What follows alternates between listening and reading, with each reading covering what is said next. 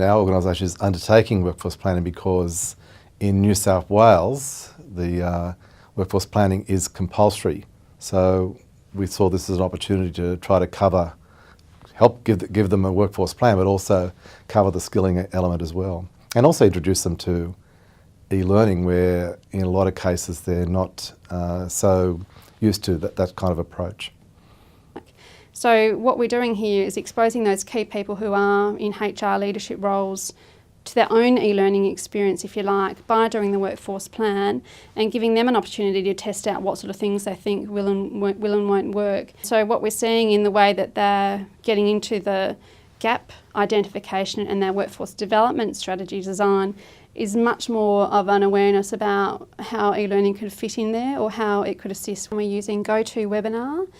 And in between, we're using the Moodle site, so we've got a whole range of tools and resources that are sitting on the Moodle site.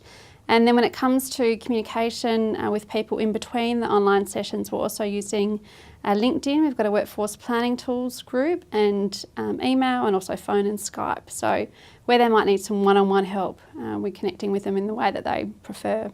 We've also used an online self-assessment so that we can get a benchmark of the skills that people haven't got, and then we're designing the online sessions, if you like, to fit in particular the common development gaps. And with their strengths, we're using e-portfolios and an e-assessment methodology and approach, and again mostly using Moodle to collect that evidence. In relation to the units of competency that we've selected, we've chosen 2 or 3 units, one that's very workforce planning focused and one that's more workforce development focused. Our learners are located in the Canberra region. Our learners come from a number of sectors in the private sector. They come from the hospitality, sports and fitness, banking, finance and real estate organisations. Each organisation has at least 30 members of staff, and as a whole they represent, our learners represent either HR practitioners at the manager, director or officer level. So they're all HR practitioners. We have some coaching strategies in place. We have a self-assessment strategy and a supervisor strategy to make sure that they actually understand how to use the resources properly.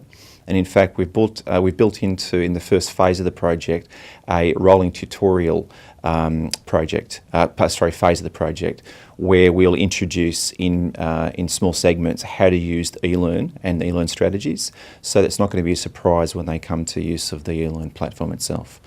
I should point out this is actually part of a blended medium, so there will be classroom and face-to-face sessions. The South Australian Community Services and Health Industry Skills Board is undertaking workforce planning because the aged care industry is facing a lot of challenges when it comes to workforce planning. The age cohort of employees in aged care is slightly higher than the national average, so there's a lot of structural issues that need to be addressed. We're using a 5-stage approach to workforce planning. The first stage is around looking at the organisational context. It's all about looking at the external environment. The second stage is around developing a profile of the current workforce within the organisation. The third stage is around looking at what the future workforce profile needs to be. And then the fourth stage is around getting into the data and working out what are the gaps within there that are the issues. And then finally, it's about putting a workforce development plan together.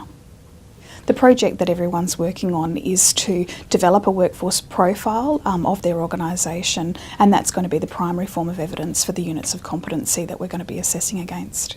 We're working really hard to make sure that our learners become organisational champions, so within their organisation. The networks that we're setting up across the industry means that they'll be champions across the industry. And of course, by having national exposure via the LinkedIn groups, they also have the opportunity to sort of work on a national stage as well. E-learning as a set of tools allows our businesses and our organisations to provide training that's just in time for each employee as to when they need it to perform the tasks that they need to perform.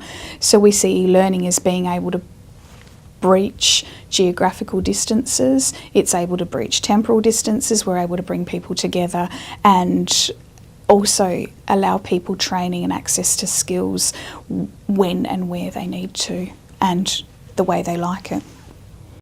With our workforce planning for the Group Training Association, I think that the first thing is for our members to really understand the environment that they're now working in, developing some consistent tools and models that they can use, and then applying that to the rest of their organisations and the rest of the industry. A lot of our members work regionally.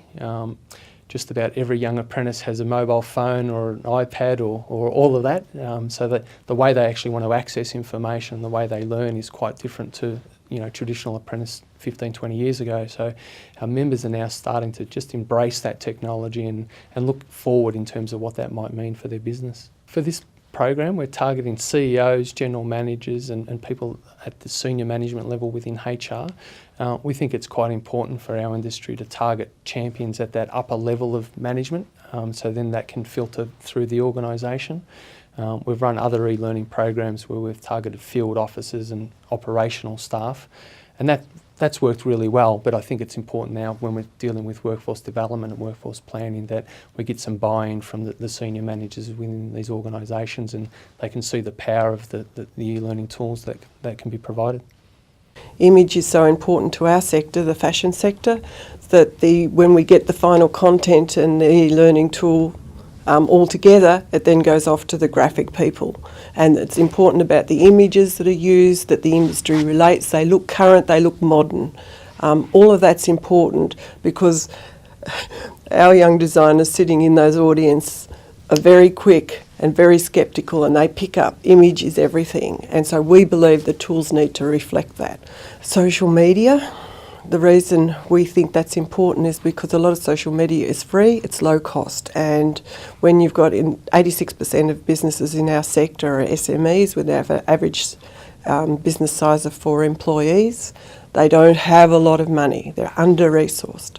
So we're looking to those platforms, the wikis, social media, Google tools, cloud tools, teaching them and engaging with them on those platforms. We believe the future of our industry is in productivity and upskilling our workforce, and the key to that, as identified in Roy Green's report on Management Matters, is that SMEs, who are the predominant business units in our sector, are lacking those people management skills. And so we think putting effort into workforce planning at this level, and we've designed the tools around that, is a key to the future prosperity of our sector.